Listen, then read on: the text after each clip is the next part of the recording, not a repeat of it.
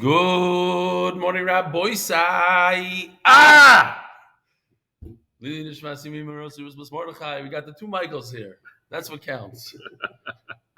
Michael Ben Shetrid and Michael Shessel. Yishkoyach for coming out to our home here in Miami. The final day. Now, here's the thing. The reason I'm doing shir here is, first of all, it's early morning. I have to catch a 1 o'clock flight. I figured if I do it in the base medrash until I get out, until I say goodbye to everybody, just one picture, one this, one that, like this, we could finish here. I could pack for 1.5 minutes and run to the airport. Be'ez Hashem, flight's on time, and we get back to Eretz Yisrael Monday morning. We're going to skip the emails because we're in a rush, and we're going to go straight to, that's not for the island, for me. What do we have here? First of all, boys, don't forget that today's Super Bowl Sunday, and the reason why I'm saying that is because Klal Yisroel is getting together to learn Torah. OneSiyum.com. Pick a daf, pick anything, be part of this tremendous endeavor, headed by Rabbi Center from Center's Yeshiva in Yerushalayim and Rabbi Zev Cohen from Chicago, and they're trying to be Mekadeshim Shomayim. Counteract the bittul Torah that goes on, the achila gasa of all the finger foods, and where you guys are watching the Super Bowl today? Maybe. I'm learning. You're learning. Did you go on OneSiyum.com? No, not yet. But okay. I'm not interested in these two teams. Oh, that's why.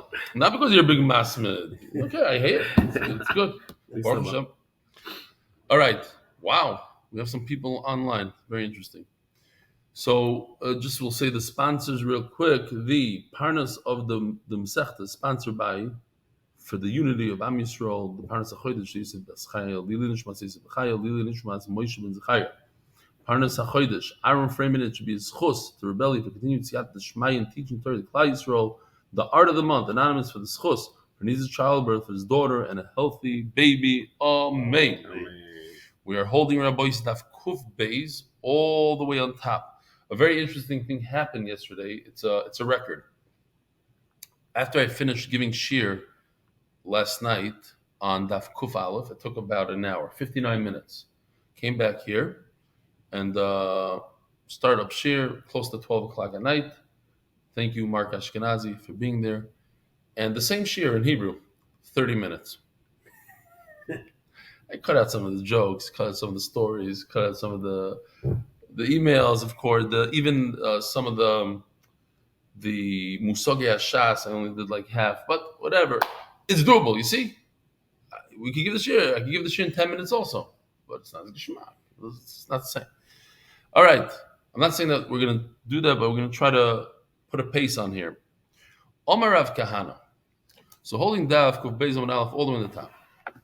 And we finished off, very interesting, a yisoid, according to Chachamim, that if you consume food while you're enjoying it, that is what Shemitah is all about. That's the isser of using fruit when it's also to use fruit. So when you're using wood, when you consume the wood, there's no hana. So therefore, it's not included in the isser of Shemitah. Because the hana comes at a later stage. You consume it now, you create coals, it's already consumed, and then you enjoy it. So the Gemara asks, what about atzim de mishchan? Atzim mishcha, oil trees that have oil. Basically, you light them as is. They act like a candle, so you're consuming and benefiting simultaneously. How come that's not a problem? So the Gemara says, well, top words, stam eitzim lahasaka. Most wood is there for firewood, and the benefit comes later on. So we have like this. So basically we have at least 3 categories. We have food that you consume and you benefit right now. You have wood that you benefit later on. You consume benefit later on. That's not part of Shemitah. Food is part of Shemitah. Then you also have, the Gemara spoke about these leaves. Depends. Are you going to gather these leaves for, I hope that's not a problem with me, Mark. I don't know. Okay. Are you gathering the leaves for food, la'achila, and we said achilas behema, or are you gathering the food for firewood? So that would depend, because these are leaves that go both ways. But what about wood that in general, it's used for heating, and once in a blue moon, 10% of the people use it for lighting candles right now.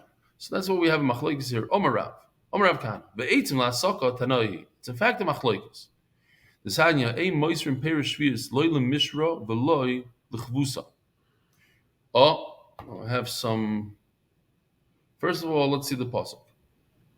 V'hoisel Shabbos ha'aretz lochem la'achla. It's Shemitah is for eating. When you consume it, it's okay. And then the Isser, it's interesting. You're supposed to consume it, but then when it becomes Usr, the Isser is only for things that are consumed and benefit at the same time. Let me just see. That's not what I want to show right now. It's not such order today. Oh, here. This is the Mishra. I have a little bit of a video. That didn't work.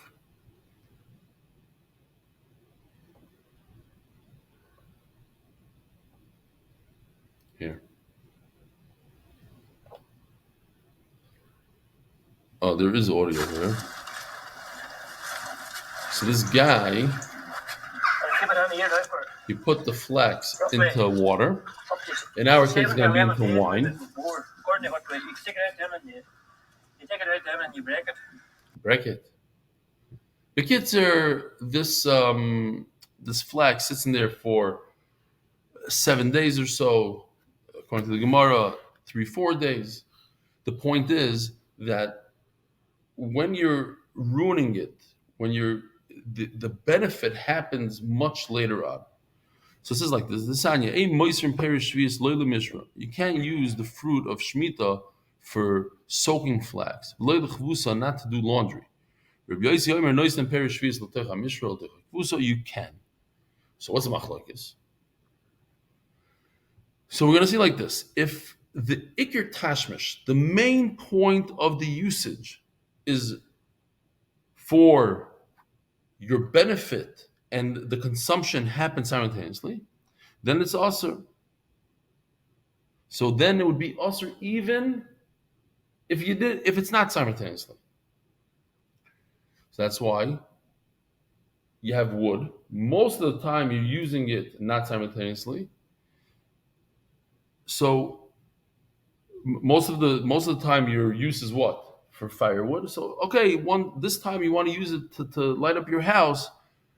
It's not in that category of hasaka. Something that's half and half, like those leaves that we said, the leaves of grapes, grape leaves. So then it depends what his das was. So let's see. My time the Rabban. Omakra la'achla v'lo mishra la'achla v'lo chvusa. To eat, to consume, but not to soak, and not to do laundry. Let's go back to the pasuk for a second. Here. So Rabbi Yosef learns from the word lochem, for all your needs. What do Rabbanan do? They can't ignore the word lochem. Lochem dumya de la'achla. Yes, it goes together. Lochem la'achla, so it has to be similar to eating, consuming it as food. B'mishan also be uroi shavim dafka, when they come simultaneously, the consumption of the food and the benefit of the food come simultaneously. Yatsu mishra uchvusa, but that comes to exclude soaking. Shana also machar biurim. It takes a long time, like the guy showed us. It takes a few days. So memela, since most of these, the wood, atzi mishcha, the wood that you could light up your house a little bit, give you some light, use it as a candle, but most of it is there for asaka, for burning. Therefore, there's no kedusha shmita on it. So the more review the nami hoksiv la'achla. Amar Lach, it says Lachla. Amar Lach, Omer Boyle, look at the sign. Rabbi Yosi, Nam Yoksiv Lachla. It says the word Lachla, like Chacham learned. Amar Lach, Omer Boyle, look at the sign Lachla v'loy lime lugma. See if I have the guy, lugma. So interesting. Look at Rashi, Dibra Maskil lime lugma. Let's see if you could read it. It says, in plaster. So there's a better one coming up. I hope I remember to show it to you. Here's the emplastra. If a guy needs a cast on his arm, the isser would be to eat the shemitah food after the time of beer, but not to create a cast out of it. How do I know? Because it says lachla, to eat. The sign lachla v'loy limilugma, not for a cast. Maybe it comes to exclude laundry. Lachem includes laundry. Obviously, now, but you could exclude laundry, you could exclude a cast. Why do you decide to exclude a cast and not laundry? Everybody needs to do laundry, and people do laundry every day.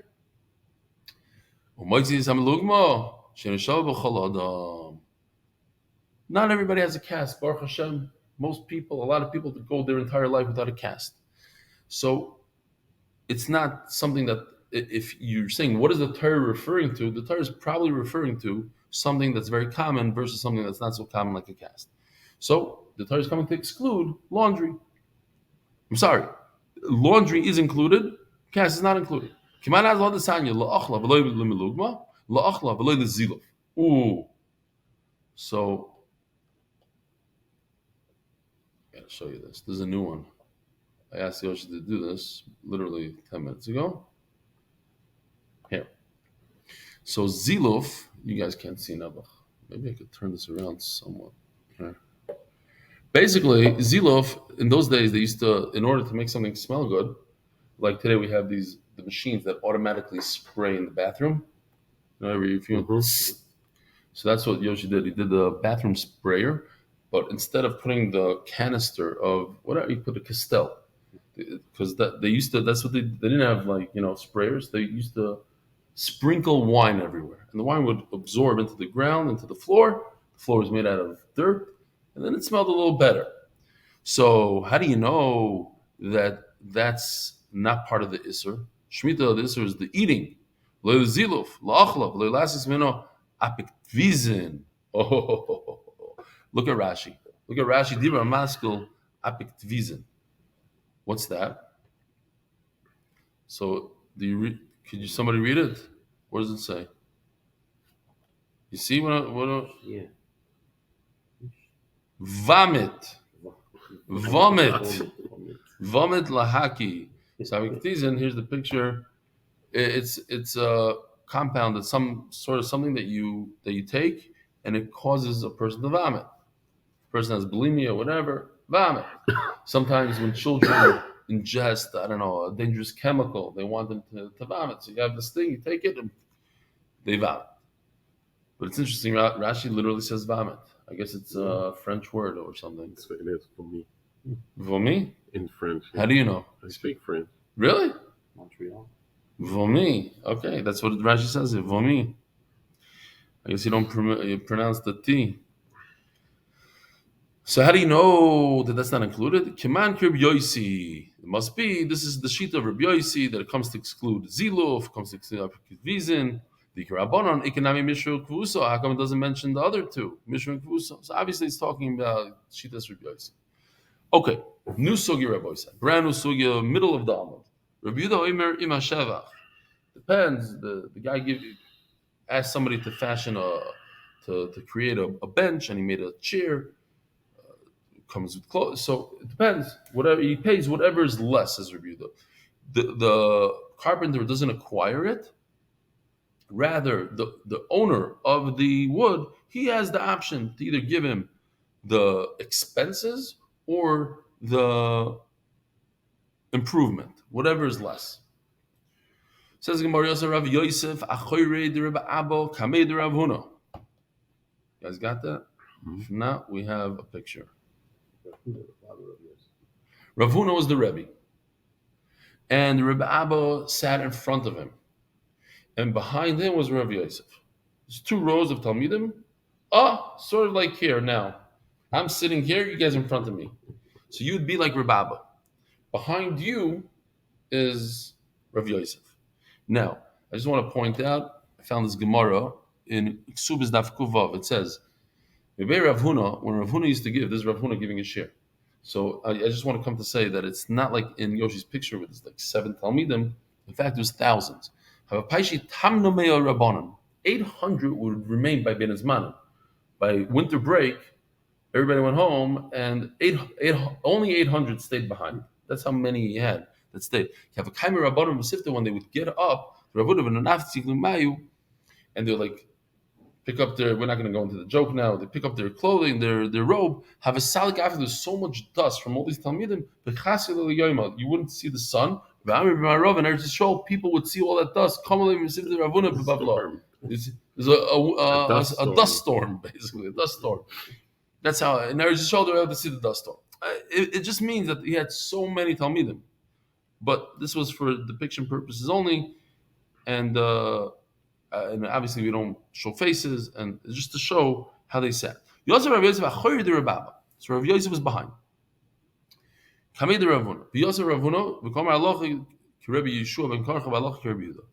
Rav Huna said 2 things. Number 1, the halacha is like Yeshua ben Karcha. We have no idea what halacha right now, and the halacha is like Rabbi Yehuda. What's going on here? Either way, it doesn't matter what it was for this moment. We're going to see in a second what it is. Hadrinu Rav Yosef la'ape. So Rav Yosef, let me see if I have. I guess it was too hard. I wanted him to show Rav Yosef's face turning. No, didn't work. We don't have it. Okay, the bottom line is Rav Yosef was showing his displeasure in this halacha. Rav Huna says the halacha is like Rabbi Yeshua ben Karcha, and like he goes like this. He takes his face going from here, and everybody sees him. Thousands of Talmidim that are sitting behind, they see Rabbi Yosef go like this. Omar Bishlam Rabbi Yeshua ben Karcha Itzrich. I can understand why you had to say that when it comes to Rabbi Yeshua ben Karcha. So when it's an individual fighting against the masses, you go like the rabbi. Okay, I understand why he said the halacha is like Rabbi Yeshua ben Karcha, because he's fighting against the rabbi, the many. Rabbi Yeshua ben Karcha mahi, and what is the halacha? The sign Rabbi Yeshua ben Karcha Omer. Milva b'shtar ein nefroim mehem. I don't know if you could say this is a kiss from Hashem. It's like a pun. The halacha is that if 3 days before a non-Jewish holiday, you can't go and ask for a loan that the non-Jew should pay the loan. Why? Because then he's going to thank his Avodah Zarah and say, "Thank you. You gave me the opportunity, and I have less stress. Look, I got rid of the loan." Happens to be that today is 3 days before a Valentine's Day. So like Valentine's Day, a kiss from Hashem. I don't know if you're allowed to say it in the same. Okay. Anyway.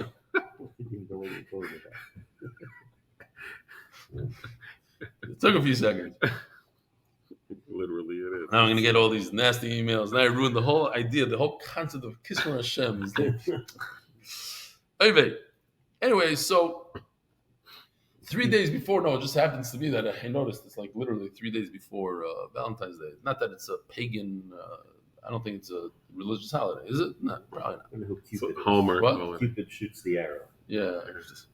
Anyway, you know which holidays we're talking about. They're big holidays and they could go and thank their Avodah Zarah, and they say, "Oh, thank you. You're not supposed to go and grab a loan from a non-Jew." However, Rabbi Yeshua ben Karcha makes an exception, and we pass like him. Milval peh nefroim mehem mipnei shukamatz. Actually, I don't see. Oh yeah, it does say here. If there's no document, then it's a mitzvah to go grab the money, because he could deny it later. Right now he's in a good mood. He'll pay up. So go grab your money. He might think his getchka. No, it's matzil miyadim. You're saving it. Elo halach Rabbi Yehuda lomali. What I need to say that halach is like Rabbi Yehuda machlokes v'akach stami. We're going to go into it. So we know that if there is an argument, there's machlokes in the Mishnah, and then later on Rebbe, the author of the Mishnayos, says the halacha as if it's anonymous without any machlokes at all. We paskin like that because basically there's a machlokes. Then later on in life, he decided the halacha is like the other one, like one of them. Machlokes v'akach stam, halacha stam. Now, interesting. Machlokes is Baba Kama. This is machlokes mamish. It's from Hashem. We're learning Baba Kama, and this is Baba Kama. And I'm just kidding. Machlokes Baba Kama. Let's boil the other mitzvah shachar. I don't need to show you this, but I like it anyways. But everything is mixed up because it's early in the morning. We dye fracks. Yeah, that one. Shalom Aleichem. I did my frack dye black. You know what I'm talking about. Let's buy the other mitzvah shach. Shabbos v'ayada. Remeir says the dyer he gets to keep the frack, and he just has to pay for the wool or the wool. So Rabbi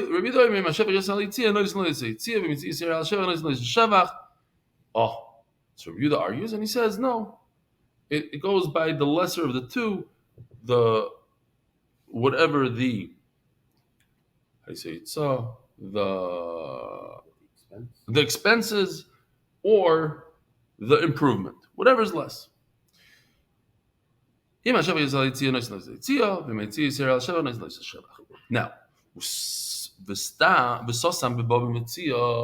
Baba Metzia is coming up in 18 days. In Baba Metzia, instead of a machlek between Remeir and Yehuda, one Mishnah. What does it say? It's not. Whoever changes from what he was supposed to do, he was supposed to dye it red, he dyed it black. He was supposed to dye it black, he dyed it red. He has the underhand. He's the underhand. In other words, like Rabbi Yehuda, not like Remeir, like Rabbi Yehuda, that the guy he doesn't acquire it, but he gets to pay him the lesser of the two, either the expenses or the improvement, whatever is less. The lower hand. What did I say? Oh, the underhand. The lower hand. Yeah. Yeah, the lower hand is better. And any person who takes it back, again, he has the lower hand.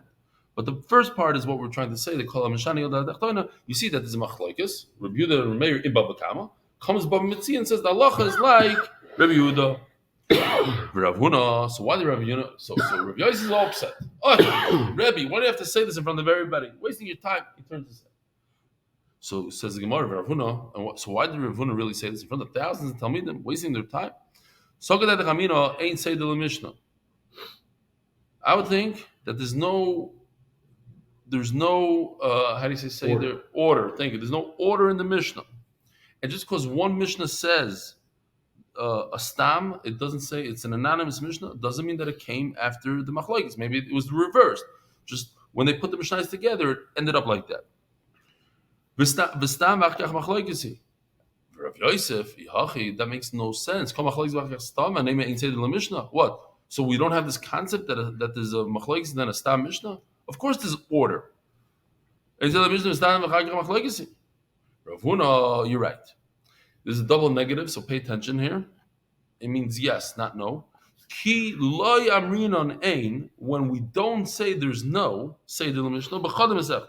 In other words, when is there a seder in the Mishnah? When is there order? In one Masechta.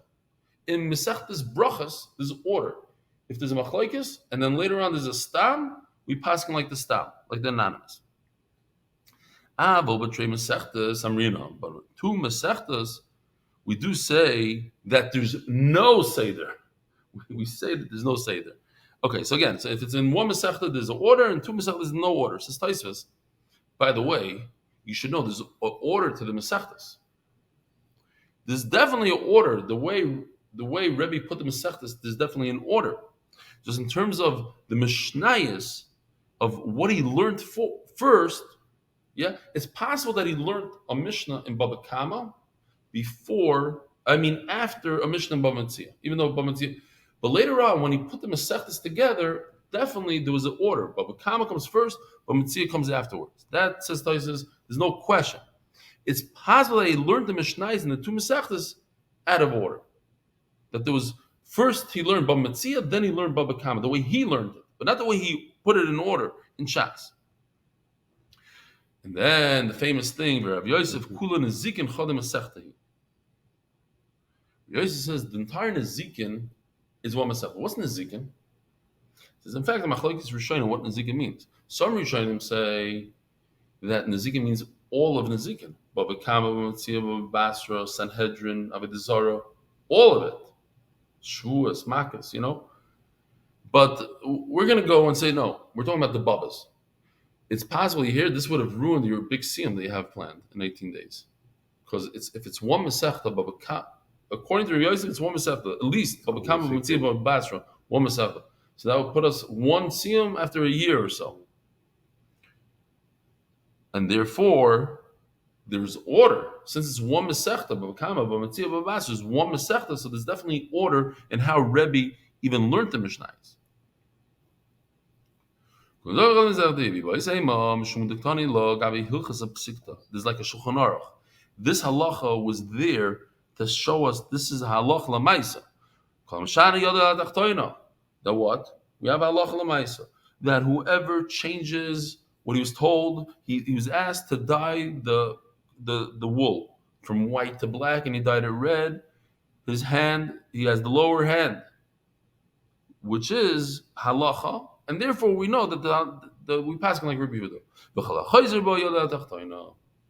Okay, Rabbi said brand new sugya. Tana Rabbana.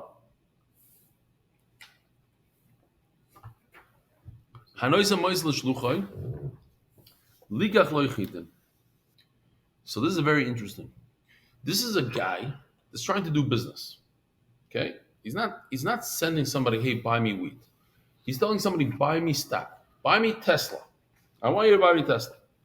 So the guy decides on his own, Tesla. And he tells the guy, we're going to split the profits. You take my money, I want you to invest it in Tesla. I heard they're coming out with a new pickup truck, a new regular truck. It's going to be unbelievable. We're going to make a ton of money. The guy says, no, I don't want Tesla. I want Microsoft.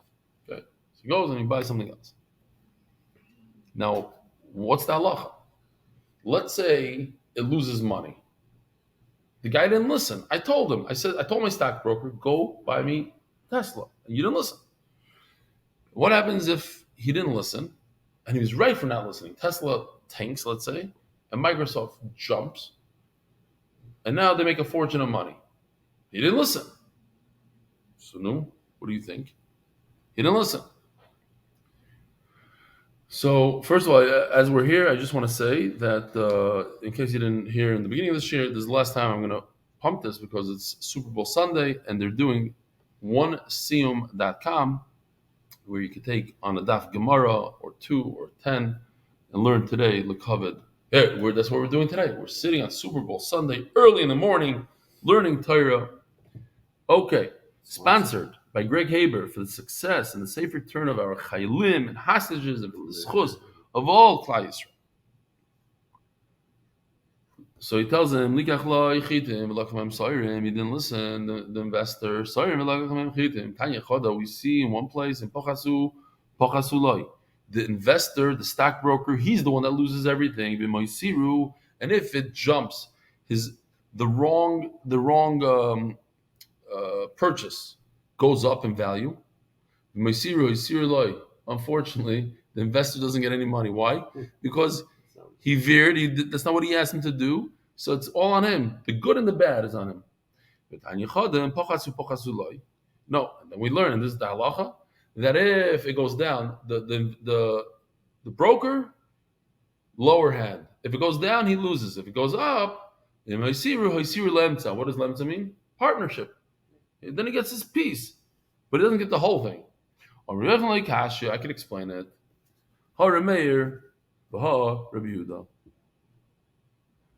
This that it says that everything goes to the broker, the investor, it goes according to Remeir. And really says, no, you have to split it. Har Meir, the Omar Shini Koina. Remember, let's go back to the frak. I give you my wool. I say, do X, Y, Z. Invest in Tesla. Make the wool black. And you didn't listen to me. You made the wool red. You invested in Microsoft. So the halacha is, according to Rameir, the dyer gets the wool. He has to suffer all the consequences. He takes the wool, it's his, and he has to pay for the wool. Rabbi says, no, he doesn't take the wool. He has to get paid a little bit.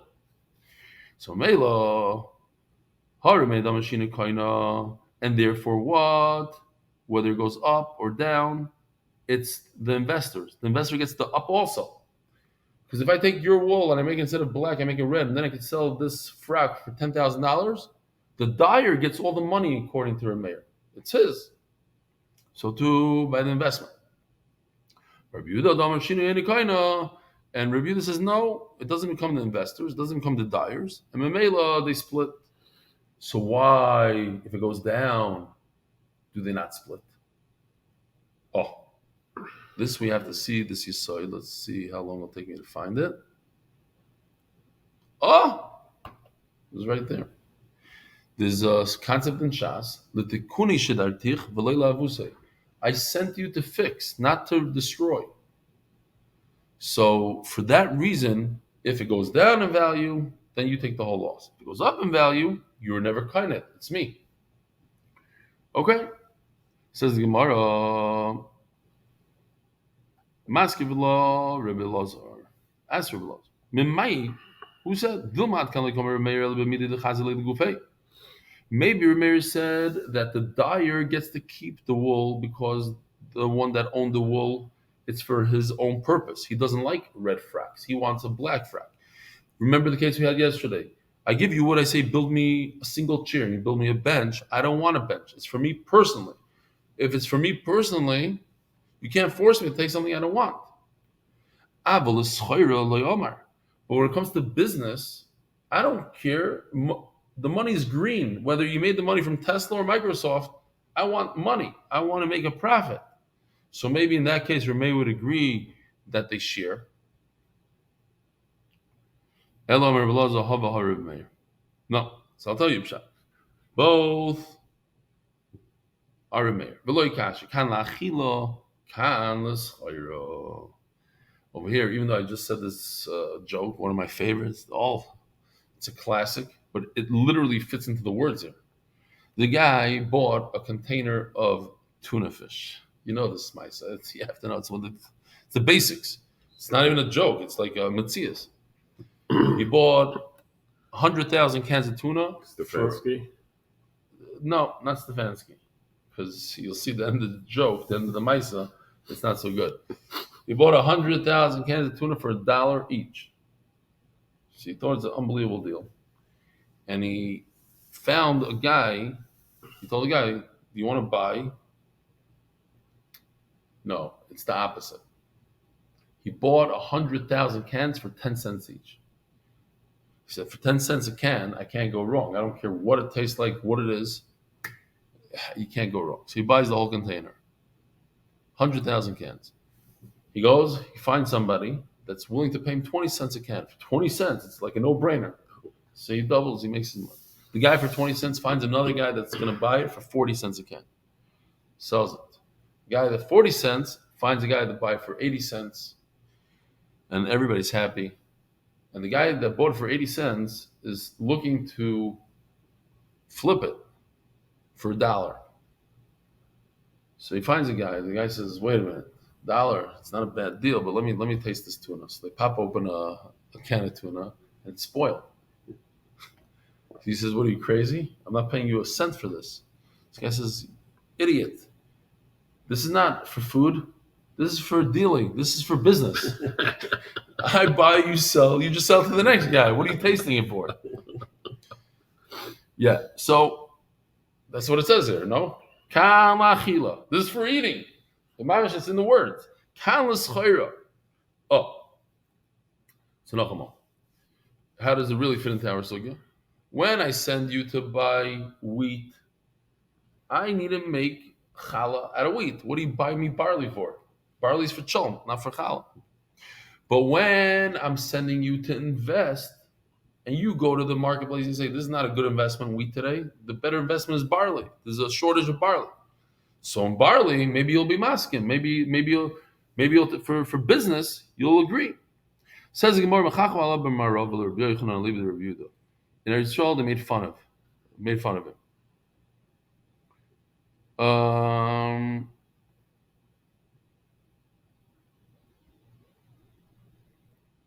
just want to see what I wrote here. Okay.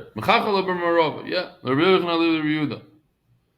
So according to Rabbi Lazar, Shliach Shalom Kamoisai, he did a shlichus, but according to Rabbi Yochanan, he's not doing a shlichus.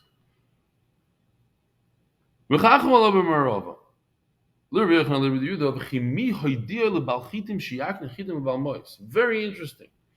When he's selling, the seller is giving over the food, whatever it was that he bought. He gave it over to the shliach. He only gave it to the shliach. He didn't have intent to give it to the buyer, the one that's behind the shliach. So how did it ever get to that's the Gemara is asking. How did it come to the original owner? Mascular Shmuel bar Sasratai. I looked it up. It's only one time in Shas, right here. Shmuel bar Sasratai. What? The guy that sells has to put it into your rishus. It's like a magic thing. I'm giving it to, not you came to my store to buy from me. No. I'm not giving it to you. I'm giving it to the guy that sent you. That's how it works. So what are you asking me over here also?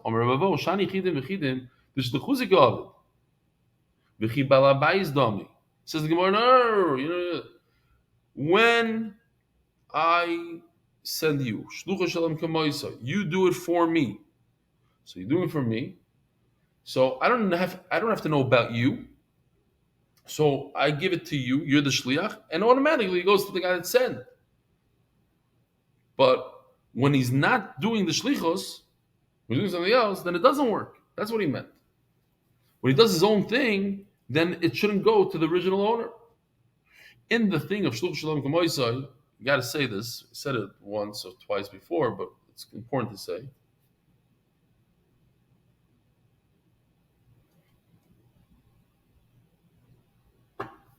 It says that the Rebbe Kiva Eger once sent a rabbi to represent him at a wedding. So the rabbi went to the wedding, and he stayed there for a very long time. So people asked him, Rabbi, every time you come to a wedding, you stay for 5-10 minutes. Why are you sitting here for hours? He said, because the Rebbe Kiva Eger sent me. And he said that I'm representing him. I'm Shlucha Shalom Kamoisa. So I want to be like the Rebbe Kiva Eger for as much as I can. I don't want to just do a 5-minute Rebbe Kiva Eger. I want to be Rebbe Kiva Eger for 2 hours. Shlucha Shalom Kamoisa. Says the Gemara, Teida, the Snan. I'll prove it to you. It says in the Mishnah, Echad HaMakdish Nechosav, Echad HaMarches Atzmai. So Erechin, we have the famous chart of Erechin. Each person, depending on the age and whether it's a man or a woman, each person has a number in the Torah. So if a person says, he points at somebody, points at a woman, he says, your erech ami, I have to give whatever your value is in the Torah. So all women, no matter what, if they're strong, weak, they have a certain erech. So let's say a woman between the age of 5 and 20 is 10. You have to pay 10 to the Beis Hamikdash. So if a person gives everything he owns to Hekdesh, we're going to focus on that for now, and then we're going to move over to Erechin. So when they come, here we have a picture.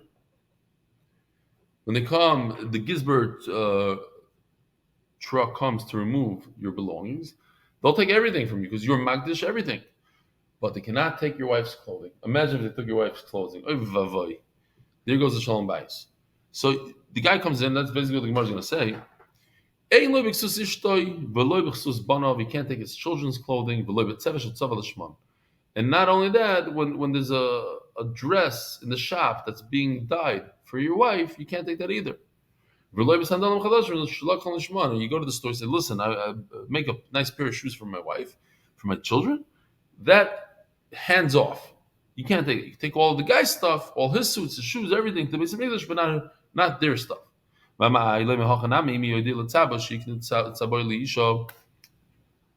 come you don't say the same logic that who told the shoes the shoe the what?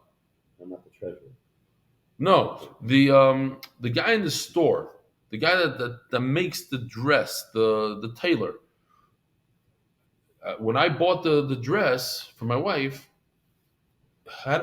did he have in mind to give it to my wife, the tailor? We don't care about the tailor, says the Gemara. We care about it's you and the tailor. That's it. We don't care about the other person that you bought it for. Over here it says that we do. It's considered the woman's, but the woman never had any interaction with the tailor, with the shoe guy. He bought a pair of shoes for his wife directly from the guy. He paid the guy, so it's really the man and the shoe dealer, not the wife. But here the Gemara says no. The wife acquires it somehow. Halachically, it becomes hers. How? Elav. You have to say mishum damrin shduchusei ko'avid uchiyad ishli dami. You have to say that the husband is a messenger from the wife. He's a shliach of the wife. He's the hand of the wife. So too in our sugya, he's doing what he was told to do, and he becomes the hand of the balabas. You see this idea that he's instead. So you don't need to say, have in mind to be makne to that guy. No, I'm the shliach. I'm doing it instead of him. Loi. Sorry. Says Rababa now.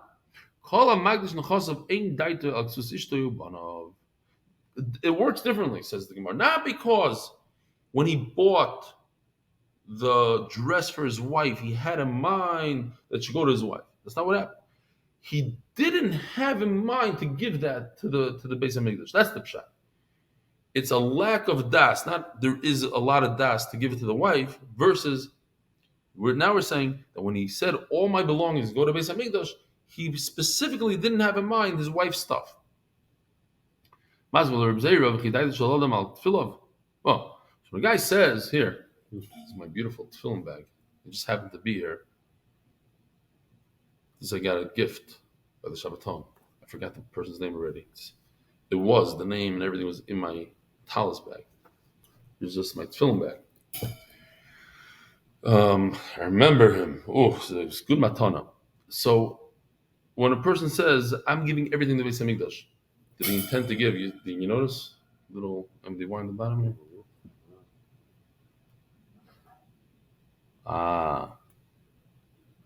So when a person donates all his belongings to Beis Hamikdash, does he include his tefillin? Obviously, he wants to. I'm watching Yisrael Goldstein's WhatsApp in live share. Never happened before. I hope it doesn't go on the YouTube. And then he's gonna write, sorry, I didn't realize you could see it on.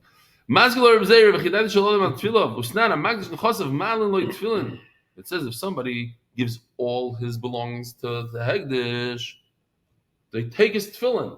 But wait a minute, I thought it has to do with his intent. When he didn't mean his wife's stuff, he didn't mean his tefillin either. How can he take his tefillin? No, it's not true. It does go by intent, and when it comes to tefillin, he gives everything to the Beis Hamikdash. Hamagdish nechosav sobar mitzvah koavdino. What do we got over there? Sobar mitzvah koavdino. I'm doing a mitzvah. We're almost done. A person makes a mitzvah. He wants everything to go to the Beis Hamikdash, including his tefillin. However, when it comes to his wife's clothing, that's not. He doesn't include it. Why? Mishum Eva, because of the hatred that it will cause between the two of them, the fight that it will cause. Therefore, he specifically doesn't mean that. But tefillin, he wants his tefillin to go to the Beis Hamikdash. And how is he going to wear tefillin? He'll buy it back from the Beis Hamikdash. He'll pay them a little bit. But what about the other case? We're talking about Erechin. Erechin is Erki Eli, or your Erechami. Whatever you're worth, whatever the chart says, you or baby, whatever, that's how much I'm giving to the Beis Hamikdash. You could bring the truck to their house, take it all. But does a person want himself to become a mashkin, a collateral?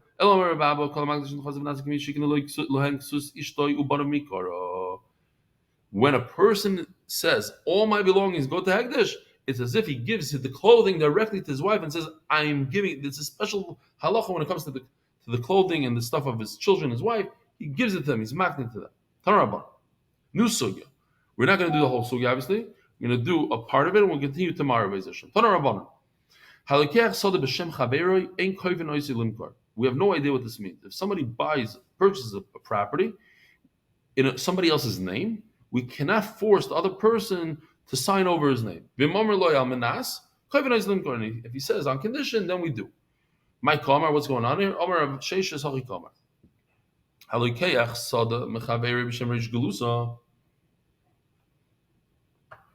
This is done, even bisman hazeh. You go and you purchase something, and you use somebody's name. You say, I'm not buying it for me. I'm buying this for the head of Klal Yisroel, the Rosh Golos. And it gives you some benefit when you do that.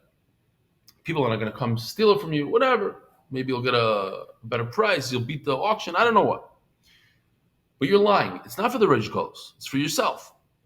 So now, there's a big problem. After the purchase, the guy realizes, wait a minute, boo-boo. It doesn't have my name on the documents. It's somebody else that says the Rosh Golos over here. Ein koifin oisoi Reish Galus Limkor. Says the Gemara, we don't force the Rosh Golos to sign over his name. V'mamar al manas koifin is Reish Galus Limkor. What if he says on condition that?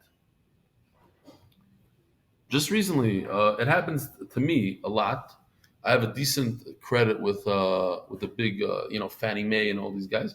So it happens a bunch of times. It happened that people ask me to sign, not even to co-sign, to basically, they have a deal, put it under my name. But in that case, I become a partner. Just recently, like 2-3 months ago, somebody gave me a share of a property he bought because he didn't have such great credit. He, once you return a property to the bank, so if it's Fannie, Freddie, whatever it is, they cut you. So Baruch Hashem, I never gave back a property, so my name is good. I pay on time. And it's all about, if you could get a loan or not. He couldn't get a loan, so he asked me for a piece of the deal. Why not? Say it. Hope it works out. Shemrish Galusa, it's already done. I'm saying just recently. But over here, it's different. Over here, he lied. He didn't tell anybody. Nobody gave him permission to use the guy's name. Do you sign it over or not? Shemrish Galusa and Koivin say Reish Galusa Limkor. So again, just the chazor, so nobody says, I am a partner in that deal. I get a nice piece, not a fake. It's not a fake. Now I'm not putting my name for a partner. So a partner is mutter. B'shem Reish Galusa and Koivin Reish Galusa Limkor. But if he says on condition, Koivin is Reish Galusa Limkor, then we do force the Reish Galusa. It's not Limkor, meaning like to sign over his name. Let's just do a few more lines here. But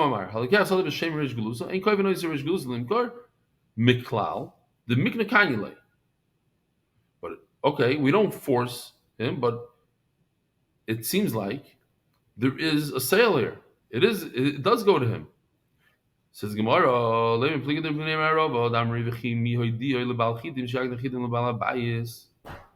so that goes back to our sugya.